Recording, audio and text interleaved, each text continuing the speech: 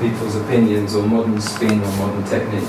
So the digital Pali reader and how to use it. Basics of Buddhism, which are very basic things. Where people in Burma, particularly, they learn this stuff from when they're young or when they're priming, their adults and parents introduce them to it. So for them, it's just like the back of their hand. It's a basic that they are really familiar with. Many formulas, the 4 this, the 5 that, the 6 this, the 7 this, that they understand very comfortably, and often it isn't introduced to newcomers. They just start meditating straight away, and then it can be difficult to apply it socially, in family and society and community. So I want to introduce that. It's also, these are things to share as well. People who've got thumb drives, then you can take it away and comb through it. Digital Pali reader, also access to insights. This one. Let me zoom in on a couple of these and explain. Let's have a quick review over last week's as well. So that just do a catch up for those who are here and those who weren't. I'll zoom in on these so they're more clear. This is a bit blurry. This is a map of the Tripitaka. The Tripitaka is the main Buddhist books, the ancient ones. There are 10 stories. So altogether, sorry, those numbers weren't accurate. 13, 10, and 11. And these are 50, 50, and 52. These are the long stories. So that's 10 long stories. So 13 long stories, 10 long stories. And they include big ones like the death of Buddha, the parinibbana when he died. So they're long stories, very, very involved. They're full of lots of things. So those are the style, they're long stories. These ones are medium length stories. So that's 10 medium length stories, 10 medium length stories. And I'll go into the 8th one to give you an example of the type of thing that's in there. And then the Samyutta, these are groups. So in a group you might get 10 short poems with a bit of a story to them. So they're even briefer and quite colourful. So some other things I was looking at, I will flick on because this is a bit of a blurry picture taken a little bit far away, was this is an important model. And it represents, this central box represents wholesome, healthy, regular lay life, social life, family life, work life, and so on. Then this sort of pyramid here, that looks like a pagoda, represents the 3 levels of the practice. So it tends to leave a little bit behind lay life and go towards the sort of monastic and spiritual in the retreat life, with first of all charity level, second morality level, middle level most forms of concentration and meditation, and then the wisdom level, and then the very top is the nirvana level, where it's all aiming towards. And falling away from that, from the social, is the antisocial and the degenerative and the dysfunctional. This way, which is what the Buddha was primarily also trying to prevent people from falling into that. Things like drug use, like views which increase problems and drag people into the wrong company, and wrong company, people like who fight, people who are gangsters, people who gamble, and people where you're likely to lose everything you've got in one way or another, whether it's reputation or money or health, etc. This is important, core teachings. So there's the outer teachings, how it works with the world, and then the inner teachings, just simply what goes on behind your skin into there when you're meditating.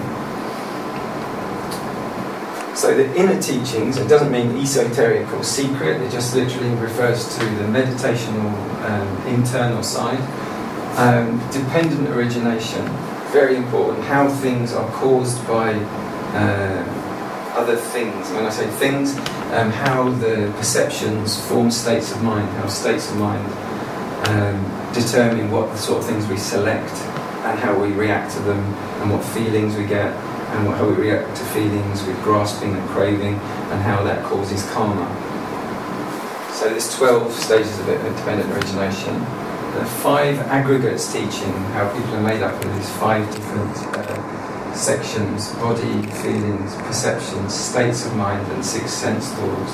Buddha taught these as core teachings again and again and again throughout his 45 years. The 4 Foundations of Mindfulness, the Satipatthana, of how to anchor mindfulness and where within the experience. And again, I'll go into this more. Eightfold Path. So this relates to these 3 sections: 3, 3, and 2. The Eightfold Path: 3, 3, and 2. 3 things: livelihood and lifestyle, speech, actions. That's the first 3. So how those need to be governed with morality. And the next 3, the middle group, the concentration group or samadhi group, right form of mindfulness, governing concentration, right concentration, and right energy effort use. So those 3 need to cooperate together with the morality section. And then the top 2, right view, or purified or clarified view, and the right aim. Important things. The Buddha also was meticulous about identifying what all these different things mean. Like he identified 62 wrong views, and the Buddha didn't have like a view which was an opinion, which he went to war with and squabbled with people about. It's not like this. So details we can use on as we go. Yeah. All these kind of things, the 12 stages of dependent origination, 5 aggregates, 4 foundations, the Eightfold Path, are sometimes taught as formulae, as these numerical formulae, and they're also cloaked in character stories. And then, like, it's not just enough to say, like, you know, jealousy arises dependent on this and causes this effect. It's told as a characterized story, often from the Buddha's actual own life. His cousin was very jealous, or there's people within houses who get very jealous of each other, and something happens, and that the stories unfold and explain about it. Some of the, so we've got the Digha Nikaya, there's 3 volumes, one book, with 13, 10, 11 stories within. And then the Majjhima Nikaya is made up of 3 sections with 50, 50 and 52 suttas in, stories. Sutta means a thread. And then the Samyutta Nikaya is usually packaged as one book, and it's got 5 sections in, like that. Then we've got the Khuddaka Nikaya, which is a treasure trove of many, many things that are famous, like the Dhammapada books are kept in there. King Milinda's Questions, which I want to go into, which is where a Greek Bactrian king came and met an Arahant, and was full of puzzling questions, and kept demanding of the Arahant to explain them. And the Arahant does a very good job of precisely answering them very wittily and very accurately. So they're good questions, because they're the 10 questions that tend to crop up as people go along the path, about rebirth, about consciousness, soul, karma, many, many things. The Jataka stories, past lives of the Buddha, but also just animated stories of talking animals, you know, basically, or allegories, allegorical stories, many of them, more than 500. The Hungry Ghost stories and the Heavenly Mansion stories, and the Buddhavamsa, chronicles of the previous Buddhas. So that's just a quick snap of what we went over last time. And some tools for doing it with. One is the digital Pali reader. Digital Pali reader. Another one is called Access to Insight. This is more modern. This one's full of Pali, but it's got the originals in that you can click through. Yeah, that'll do for now, I think. Just as a brief review of what we were looking at last week, so people are all up to speed. This is a miniaturization of a famous sutta, and it's called the Mangala Sutta. A little bit blurry again. People went to the Buddha and asked him what causes good luck. And they'd already debated for 3 months about what causes it, like a black cat crossing your path, or not opening an umbrella in the house, and all that sort of thing. And the Buddha, and they said, in the end, let's go and ask the Buddha. And then he said these 38 things lead to good fortune and good luck in the future, not associating with fools, associating with the wise, honouring the worthy, having a suitable place prepared where you can meditate, or where you can have peace, and keeping a good area well, having done past merits. So you always be doing good merit, so that you can always look back and see a train of those. Keeping the body and the mind well, it's just basic clean health of eating and sleeping and living. Learn much, and so on. So there's 38, and they're divided, like the Eightfold Path, half into Sila, means the morality and lifestyle group. So all of these leading up to so leading up to here, 21, and then attitude and the Samadhi group, the mental culture, meaning the meditation or concentration group, like respect, humility, contentment, cultivating gratitude, cultivating listening to the Dhamma, cultivating patience and obedience, and then practice.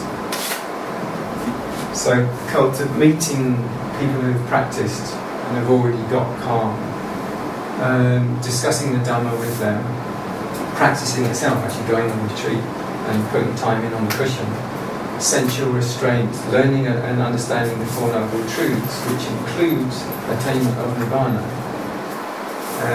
And then this leads to security and contentment. So the Buddha, that's the way that the Buddha taught how to create good fortune in the future. This is a very quick sketch I made just to outline the content of the Buddha Vangsa, the Chronicles of the Buddha. Very, very quickly, just more or less that from here down to there, it's the life to here, it's the life of the Buddha. And that he spent his 5th year as a monk, 6th year as a monk, 7th year as a monk. So those chapters all cover those periods of his life.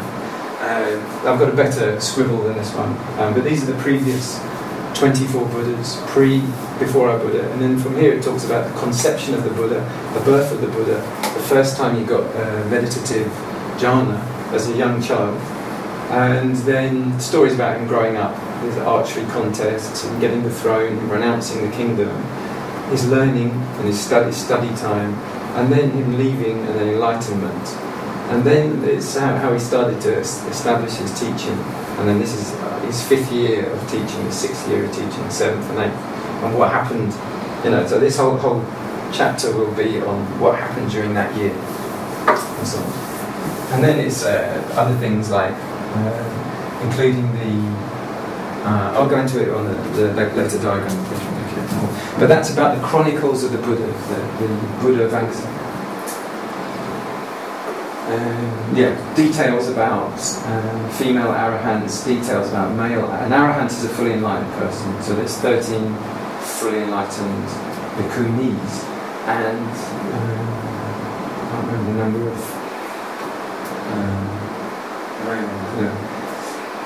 And then about there are many details. I won't go into it too far. This is a treasure trove of the book I was telling you about, which is about the basic Buddhist great culture.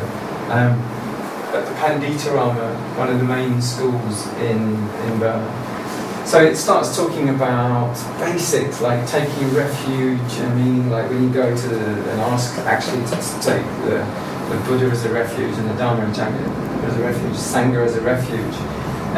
The things are sort of taken very much for granted, that people know them in Thailand, Burma, and Sri Lanka, countries like that. But this is where you can find a huge collection of exactly how it's done and where, and the comments on it. Because like Thai people or Burmese people just sort of wave it away. Well, you understand that stuff. But often people don't. They haven't heard it yet. So other things like benefits of enlightenment, like 9 qualities of the Buddha, 6 qualities of the Dhamma, 9 qualities of the Sangha. You often hear those referred to, 969. Karmic effects, consideration of action and results. So this actually goes into things like what happens what is the actual direct consequence of killing? What are the sort of like 10 results that happen in future life? Or stealing? It goes into the and things to consider. 10 unwholesome courses of action. So I won't go into detail. This is the style of book which I'm recommending as well. Not everyone recommends this sort of thing. Often they're like regurgitating new things, or they're YouTubing modern things. I think this works very, very well to get people a very strong foundation. And it's very dependable. These books were written by people who had already memorized the 84,000 books in Tipitaka and compiled it, that knowing the whole thing. Often people don't. Often people do 3 or 4 years of a bit of meditation, then they go off, start teaching. They haven't even seen this stuff for some of them, or they've only just browsed it, got a very superficial knowledge. So this was constructed by people with very deep knowledge, and this was given also as a gradated system. So this is very suitable to start off. This is the Mangala Sutta, the one that I showed you, the wheel with the 38 blessings on, and starts going through explaining each one of them. Training for novices, talking about the like gradually increasing numbers of precepts and how they go on. I don't want to go do that. This is only a revision of last week, so I won't get to what we're doing. There's 75 rules of training. This is taken from the monks' rules. So like there's this sort of gradual increase of complexity of understanding, codes of guidelines, which undertake and not just sort of like put on. And there are some absolutes as well. It's things that you can actually get completely chapped out for. You know, like if a monk has sex with a bhikkhuni, that's it. You're out, and you can't go back in again as well. So things like that, which do need knowing, and that people often aren't told clearly. Lots of these things are covered. Like these are huge divisions of time. These are 4 divisions of hell realms, which are given quite, quite some detail in certain places, and all good stuff to at least read several times, or have read and be familiar with, having met it before zooming off and practicing too far up ahead. So you heard about the 10 immoral actions. Means the first 3 precepts. The first, like killing, stealing, and then immoral conduct, and then the 4 types of speech. So this is like rape and sort of paedophilia and stuff. Then the next 4, to make it up to 7, are the 4 types of speech. Wrong, like lying, deliberate misinformation, and then slander, and then harsh and vulgar speech, and then nonsense talking. So these are physical action. I physically kill, physically steal, physically do anything like adultery or whatever. 4 speeches, so that makes it 7. And then 3 types of mind action. Hate with mind, and then greed by mind, and then ego conceit by mind. So these are the 10 immoral actions. And then 40 is because you have something that you do it yourself. Secondly, you prompt somebody else to do it. Just nudge them and encourage them and say, go on, kill, you can do it. Another one is you actually sign something, but you're not there, you just leave an order and somebody does it, or they pay for their airfare to go on a helicopter and then they go and kill someone, but you signed the order. And it's more indirect. And then fourthly, glamorizing. The people who make James Bond movies, they're glamorizing whatever, gambling, killing. So, just to fill you in on some of the things like that. For practice of harmony, a good one is to treat people as equal.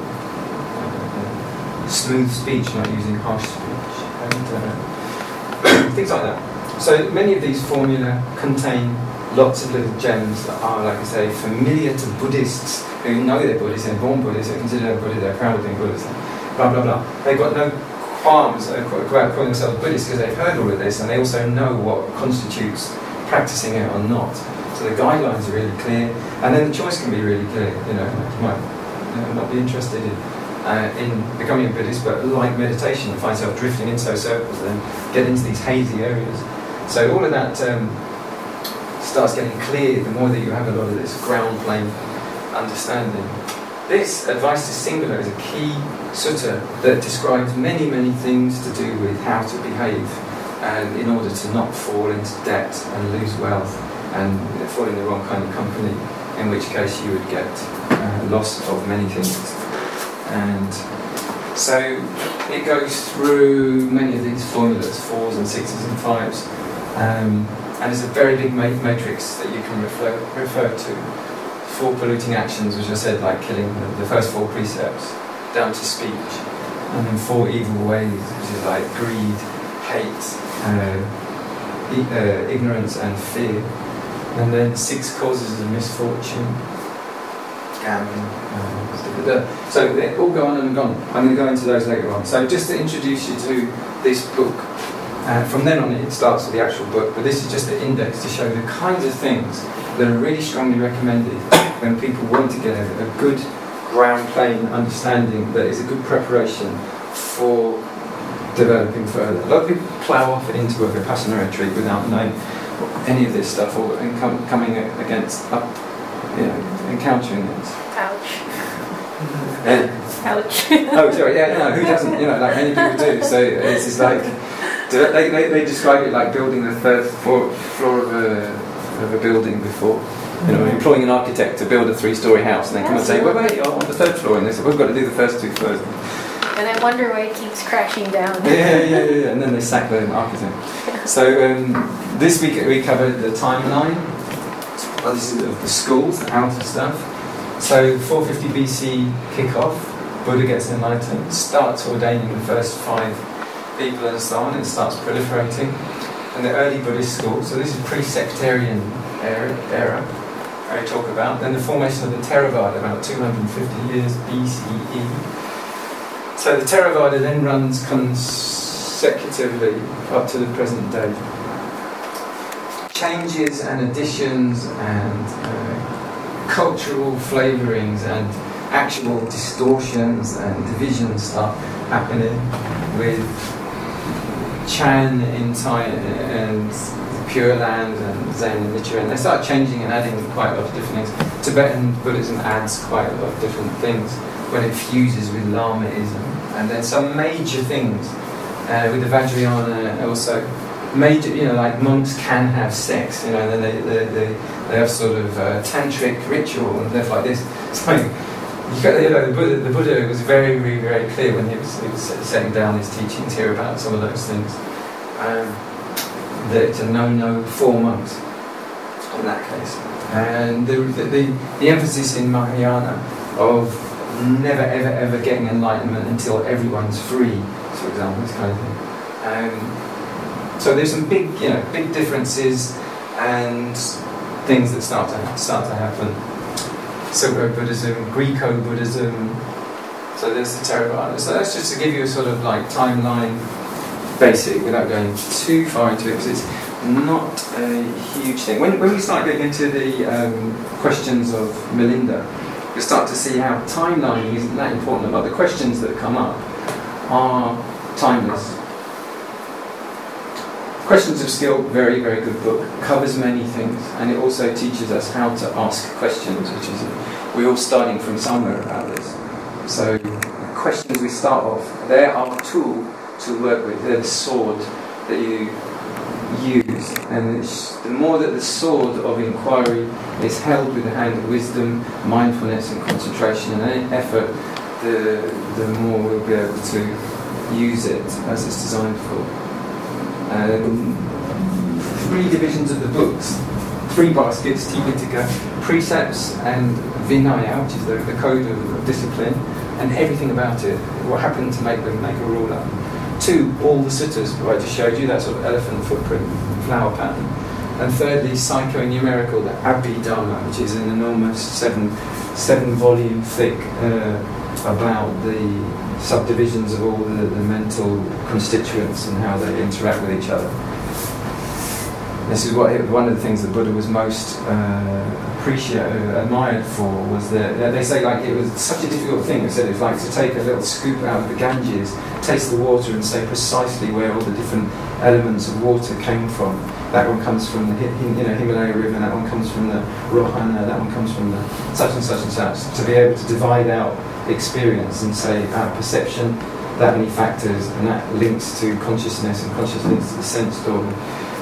How he was precisely able to do it accurately and completely without any speculation left. Right, I think I probably covered that board, which was more or less an overview of what we covered last week. Yeah. Okay, let's leave that one for now.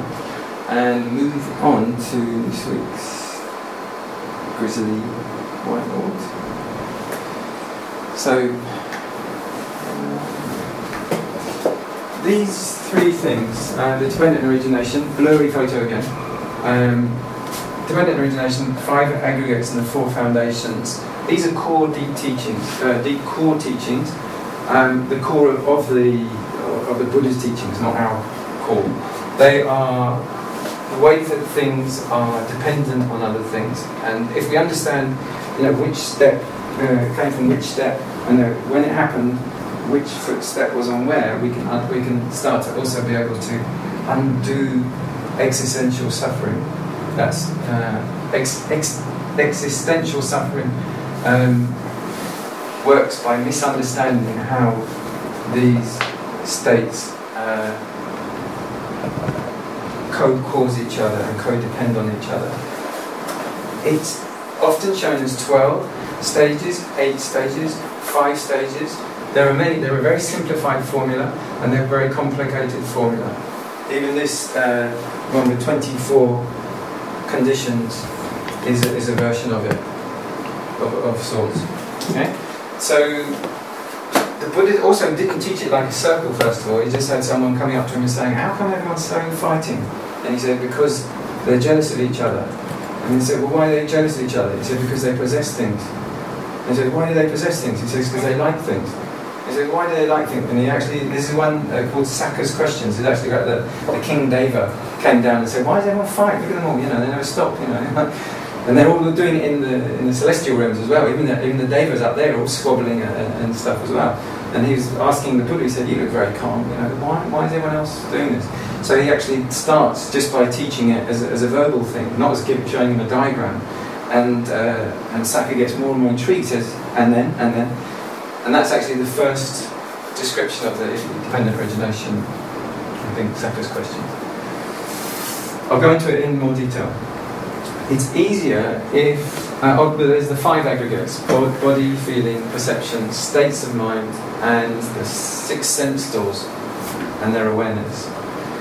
It's easier to understand this when we look at the way that they formulated the rules, actually. I'll explain what I mean in a minute. This one is the 4 foundations of mindfulness: body, feelings of the body, on the pleasure scale and displeasure scale, stress, tension, just goosebumps and ecstasies on the body and skin, having a massage or anything. The mind getting pleased, the mind staying neutral, the mind getting displeased. Just that factor of it, not more involved. States of mind, jealousy, so that's got a whole characteristic of itself, of its own. Hatred, and I'll give you the full picture of what the states look like, but just to show you what this simple division is. And then the 4th foundation are lots of formulae, such as the 4 kinds of effort that you have to make, or the 5 hindrances, or the 5 aggregates is another one. That's in there. 7 factors of enlightenment. So these are actual crystalline structures that are worth considering about. They're not so analytical. And there's a list of those. The 8-fold path, which I won't talk about. Just wanted to show you about these. Wherever you go in the Theravada school, you keep coming back to these here. So it's just missing one, which is the very simplified version of this when it's put out in a line like this, and I'll be on to that. So, This is a detailed version I made of something that's missing in my opinion. Mainly because in the original days, people spoke like I'm speaking, they didn't have this. They just spoke, so then they would list things, and then people would write the things, and then lists just stay as lists. So I've taken some of the lists and I've put it back as a graphic. I know it looks a bit overwhelming with trillions of things, but so does like Manili when you first arrive flying in. Right. But soon you sort of like learn your way around the map. So just to tell you what about it is, this is a combination of the Four Foundations of Mindfulness without too much of the fourth one, because the formulas, you don't need too much initially. So this represents body experience.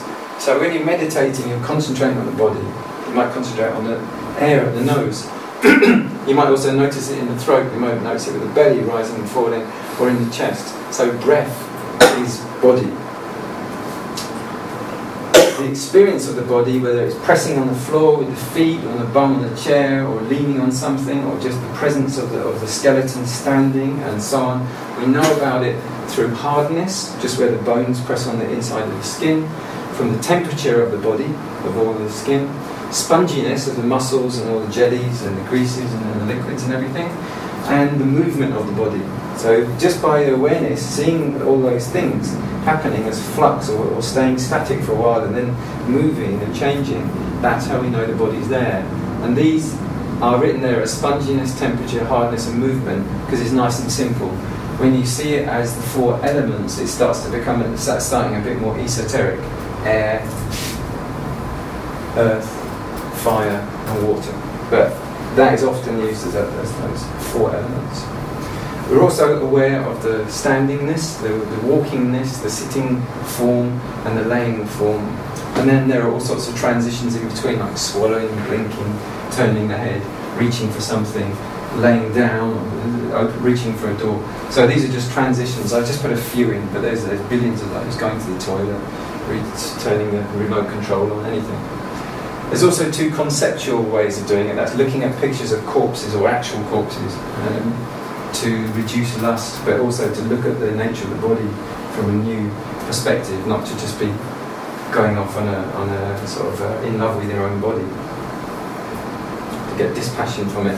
The other way is anatomical, 32 parts of the body: hairs of the head, eyebrows, skin, teeth, eyes, eyelashes, wax in the ears, step by step going through the body, step by step by step by step by step by step. And that's one way of getting this objectivity to the body. So the first foundation is body. So it's used in both the 5 aggregates and in the 4 foundations of mindfulness. The second one, I went briefly over earlier, is the feelings, Vedana, which is neutral or pleasant, or up to goosebumps, and then down to tension and pain. And all day long it's moving up and down, or appearing and disappearing, appearing and disappearing. And then the mood of the mind, where it's pleased, irritated, neutral, pleased, irritated, neutral, deeply displeased, troubled, desperate, blissful, going from there. So those two are called the second foundation of mindfulness, and they're also the second of the khandhas, of the aggregates. Skandha, if you're in the mind. This one, if you're doing the 5 aggregates, is the third one. It's perception, but perception, to say, that's a such and such screen made by such and such, you'd be recognising it. So you'd be comparing it using your memory. We'd say, that's cedar wood or whatever it is. You'd be comparing it and you'd be dragging up from memory and recalling. So the way that perception, identifying, comparing and investigating, assessing and judging and summarising, and interpreting and misinterpreting, all happens in that group, which in the khandhas is the third one. So it also includes reading and general knowledge and learning skills and social strategies, and also tons of things are in there. It's a huge, vast thing. Everything you ever learned from school basically comes up so that you can say, yeah, that's called such and such in Italian, or wherever it is, or think about it mathematically or so on. Perception. So in the khandhas it's the third one, and then this is the fourth.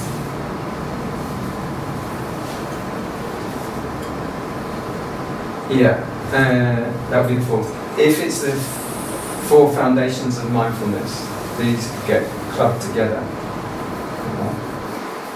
So very briefly, I won't do the whole thing here. These are always running. This is the focal area. So where if your eyes concentrating on the screen, that's your focal area. If you want a cup of coffee, you look and then you look at the price on the till and then back to the cup. So you have this thing called the focal area, and it can be with your ear concentrating on something, or on your body concentrating on a little toe. So it's a focal area. Attention decides which of the 6 sense doors you actually go to. Hearing, seeing, body, hearing, seeing, thinking. It's attention. Intention. So the actual intention. And then this one's just the battery pack of life. The brain and the heart going. So if all of these stop and this one's there, the person's still alive. These sometimes arise and then vanish. Aiming. So if you do aim at your little toe, you have to actually have that one there, and then you forget about it and it's gone. Or when you were concentrating on Starbucks till, aiming was there, and then that aim switched off. So it's switch on, switch off. Sustaining attention, if it's not just a price on the till, it's reading, then sustaining is there.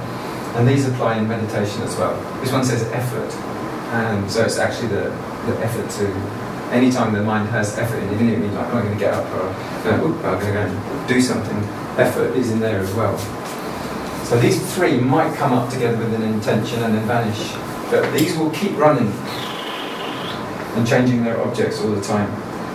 And then they have decision, so actually, it's like execute, do. So you have that will come up. Otherwise it will just hover without decision, it will just keep aiming and considering for a while, and then poof, and it says do it. Interest, and also this is absence, plus interest, absence of interest makes a big, right? Willpower. So those are the tools of the mental states, and so those will be accompanied by this stuff going on. Right, so those are always running since you wake up in the morning, so even when you're dreaming they're slightly running. So they're either accompanied by the good states of mind or by the unwholesome states of mind. So they're always, if they're unwholesome states of mind like hate, you won't have any of these at that time. You'll just have this unmindfulness, agitation, and then the two slacked off moral inhibitors. So when the inhibitors are there, you have this thing, you shouldn't do it. There's a keen sense, this is a wrong thing. And the other one is to actually put the brakes on and say stop. So if you want to say something about someone or to someone, if something comes in and goes, don't, just let it go. Those are these two here, hiri and ottappa. So in that case, collectedness is there and mindfulness is there. So this is when mindfulness is at work. And then you might have confidence together with those. One of these will arise, kindliness plus those two instead, which is the opposite of hate, or if it's confidence, is the opposite of doubt. So these are all have their opposites.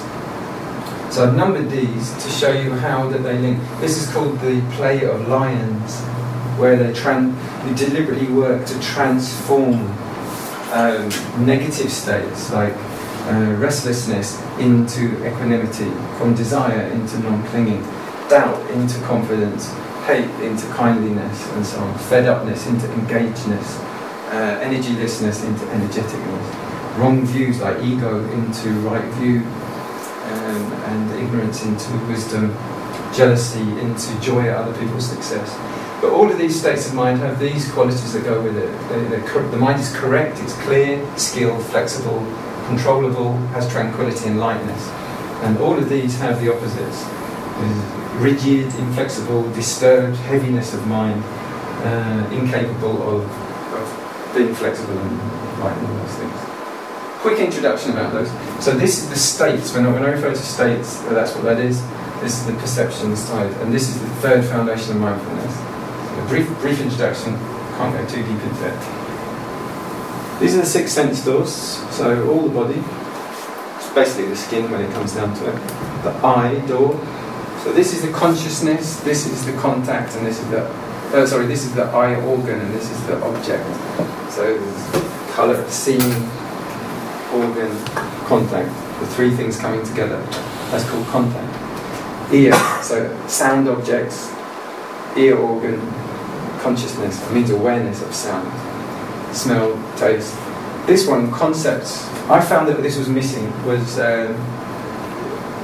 concepts tend to be images or sounds, like you're sitting there and you hear words, or you remember a phrase that somebody said, or hear some music, or hear a chanting, or a commercial, or a bit of a line from a film, or something like that. So that's just this. So this is just to be a bit more specific on when people talk about thoughts, because you can have pure imagination, like fantasies or dreaming. Or you can have events that you remember that got involved, a sequence, or you can just have a flash memory of an environment or a place, or future, deliberately thinking about an interview that you've got, or you're planning and speculating or questioning people, places. Yeah, so just to help people, and I got people meditating with this as a map, where they would actually sit and hold the thing in front of them like this. And then just actually, as things were happening, with the eye, to actually touch them, and then planning. I was thinking about what's going on tomorrow, and then I'm thinking about how much I hate my dad. Okay, all right, that's hate. Can we have a copy of that? Yeah, sure. Slowly. Step by step. I just want to introduce you the usage of it. I did a retreat after quite a while with the same school of meditation, and afterwards I went to the teacher and I said, "We've got 100 objects, haven't we? With the body, there's this and that, and I went through it all pretty much like this, and I had a little paper sketch of it, and he went, yeah, I've got 100. I said, why don't you say something? Why don't you give us a map, And they have this as a list, like they have this only as a list on one of the pages of the Dhamma books, the 52 or the Jaitasikas, but nobody's done it, so I just felt it was a missing gap, very useful. And the other thing is, so that's pretty much the introduction to Kanda 1, 2, 3, 4 and 5, or first foundation, second foundation, third foundation. This is on the fourth foundation, but you find it buried in a load of these things like the 4 right efforts, the 4 steps to success, the 5 hindrances, the 5 7. So it's kind of buried away right over here somewhere. So it's a bit out of the way. So I took it out and put it here. The other thing I did was to combine it with the dependent origination, so that you can see this on here.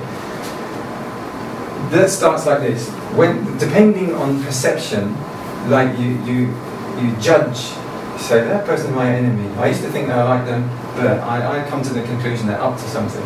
So you assess and you judge. So doubt comes up. So this conditions this.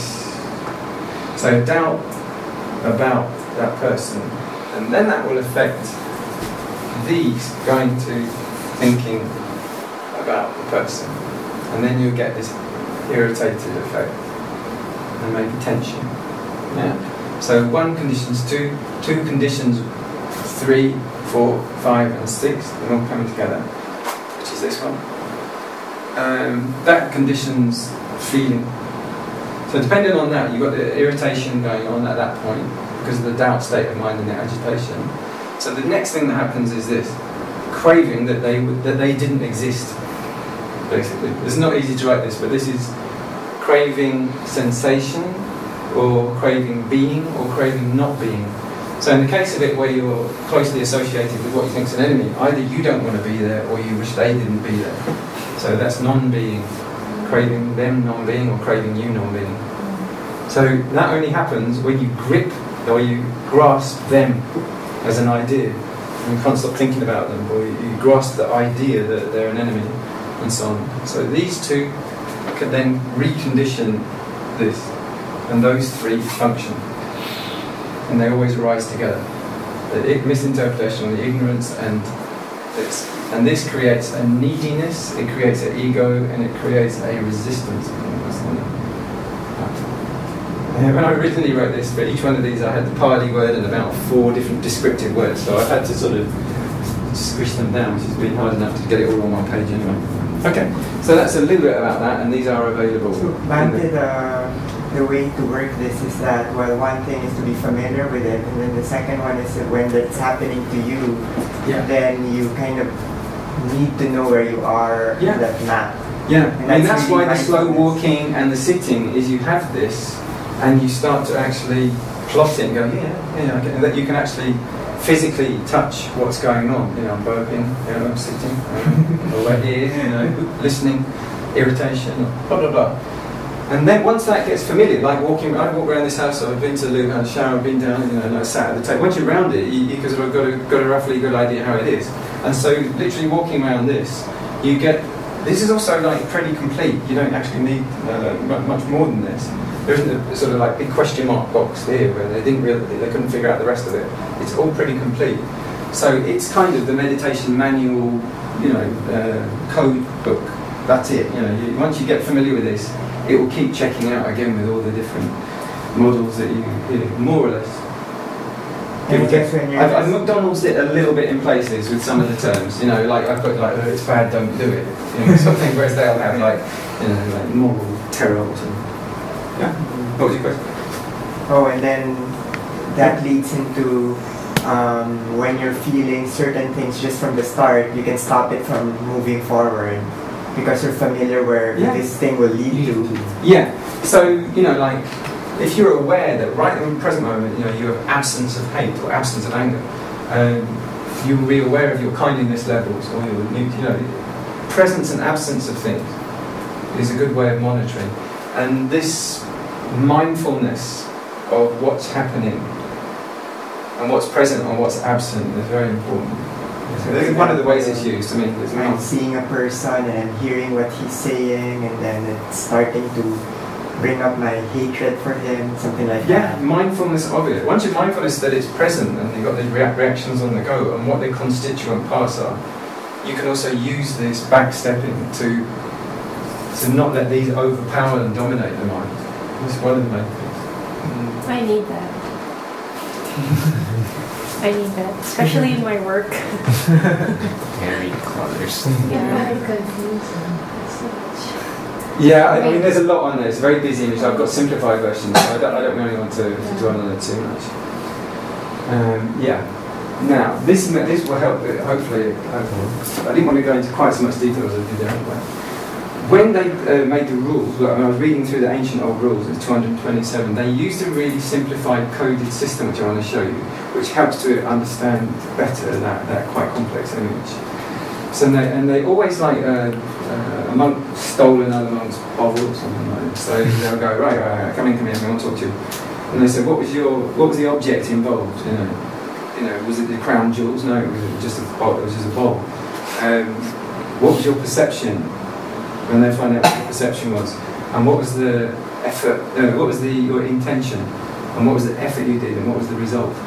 So through that, you can see how afterwards, when they're working with this a lot, they started to build up those models, which are more complex. So we only get the complex kind of finished models, a bit like that one, which I've done, which is even a bit simplified. So the object is an important factor. The perception of the object, the intention that goes with the perception, with the object, and the effort, then the result.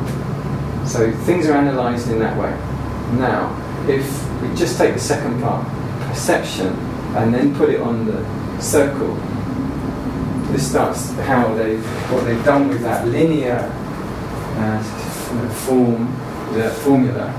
Now they start to make it as a circle so that it can be seen as time passing. But it isn't only like a fan or a motor. A lot of people keep describing it like that, and it's pretty irritating. Because many of the things that are described actually by this thing.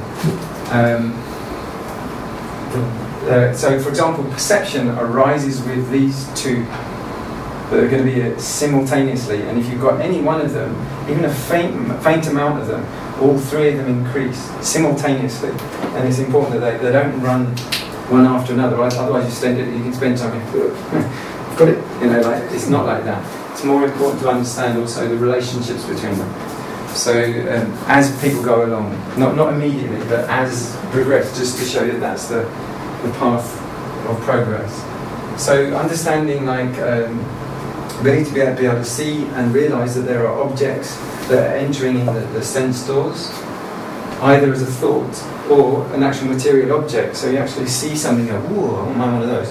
And the mind has already captured it, and it's already perceiving it in some way as, you know, a desirable object, or it looks really crap, or it's really, you know, yours, or where can I get one, or all that sort of thing. So the way that perception generates or conditions the next bit, this is a simplified version of section 3 on that other bit. And it's quite a good pattern to remember, not too difficult, is that you have the unmindfulness, and then these are like wanting, not wanting, and then sleepiness and disinterest, restlessness and doubt. Those are the 5 hindrances. 5 hindrances I used on the Four Foundations. And then they're opposites. So just deal with those 5, and then they're opposites. So you have the opposite of hate and anger, which is metta, loving kindness. Opposite of desire and greed, which is neutrality or generosity, or it's called equanimous. The opposite of laziness or apathy and disinterest, which is engaged interest and sort of passionate interest or enthusiasm. Doubt, confidence, restlessness, calm, collectedness. And then these ones are jealousy, envy, and conceit and ego views. So they have their opposites. But that pattern, if you can remember that 5 and then 4, primarily is these 10 unwholesome states we're dealing with, and their 10 opposites. So perception governs this. These come linked, that causes that. So you can see how it's got this simultaneousness. Water.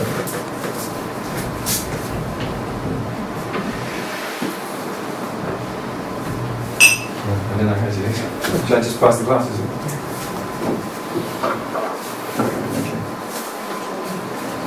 Right, so just to continue. Yeah, please. It takes a while. Someone said that this is really simple, and the Buddha told them off and said, no, it's not. He says, because of not understanding this, the whole generation that we're living in is entangled. And that he said that in his time. So this represents the 6 sense doors. So with all of what's going on in that side of things, the intentions and the jealousies and what have you, awareness, this represents the 6 sense doors, and then you have your object outside. I'll just show you that this is the way that the Buddha built it up.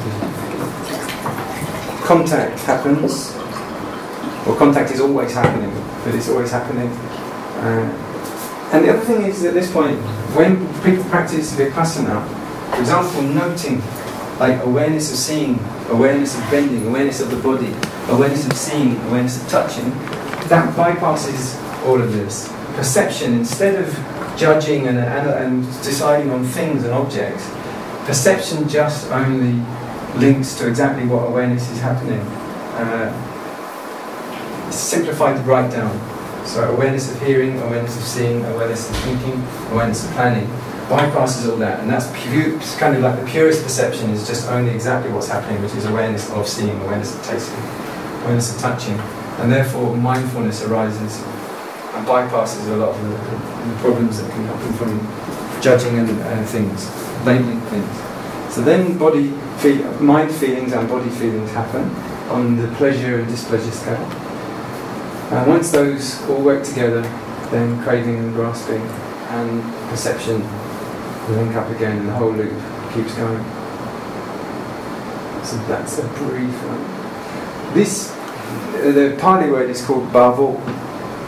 Bhavo, bhava and bhavo is used a lot. It means like, so supposing I'm grasping the idea of a lotus, a lamb, whatever it is, or an iPod.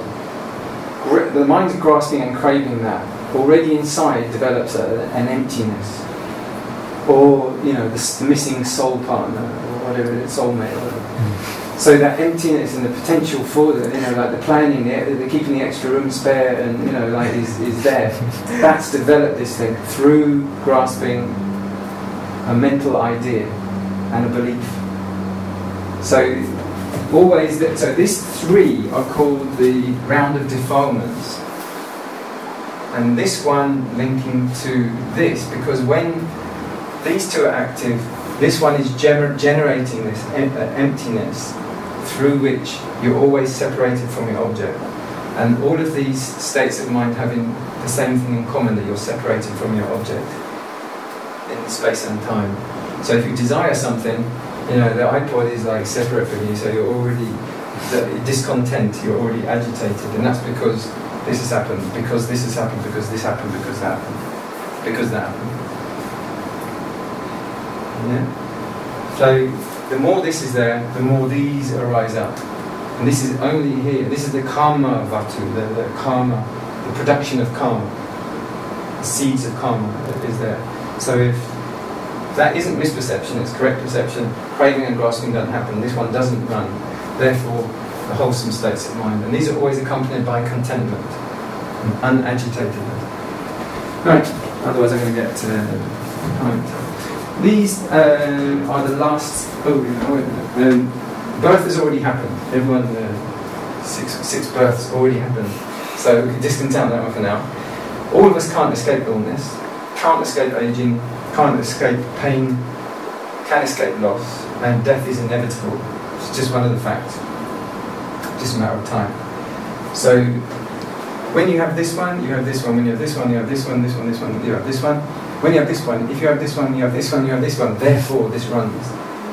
So for the point of death, you have a great vacuum and a great potential, either from karmic retribution for things that you've done to other people, or just through habitual tendency to be grasping onto objects, you know, to use security, straight on again.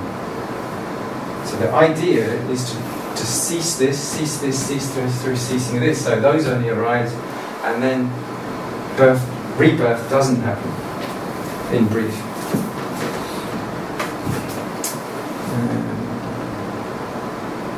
So this is a little bit more about the same thing. I'll go into that. Just a little bit about the time periods. So the first two link together very strongly, and they are the active previous past. So they always have been going on. They're the past conditioning, and the states of mind we have now are dependent on the previous perceptions, and so they're always pushing on. So the active this is active past. Sorry, is that action? Yeah. How can the past be active? How did you get here? Because of last week. So last week is active. Oh, so the momentum from previous act. That's why it's active. Okay. Yeah. So then so there's an active bit, which is like what happened before, and all the perceptions and the intentions that were built up. Then that is always showering into the present, which is the passive resulting present. And even the health and the lack of health and everything that we've got now, it also includes all that. Re-arriving, generating. So there's always being, it's not only just ideas, it's health, it's everything. It's like where you are on the planet, everything. So you're passively resulting from the past actions. And then the third section is the active present. So there's always being received, like you're receiving two eyeballs all the time, or two ears, a heart. The whole body is always being received all the time, and a mind state, whatever the mind state is. And then the active present is the degree of craving, grasping, and karmic force that's generating, which is happening in the present. And that's basically it. And then you've got the future resultant, which is that one, which is the ones I talked about, which will be, because we've got born, we will have aging. Because we have aging, we will have illness. Because of illness, we have death. Inevitable. So it's not just a sort of gloom. It's just a fact of life. Good. All right. So get on to other things here. Let me just check. Yeah. Some of so that's dry, quite complex stuff, but inevitable, and it's core teachings. So it then gets told in lots of different ways, because it's one thing to hear it like that, very, very dry and academic and numerical and abstract like that. So one of the best ways to see it embodied is the Dhammapada. And Dhammapada are 500 or so little mini verses that are 4 lines long, that encapsulate many key points of the teaching, and then give a little story just to sort of bring it to life.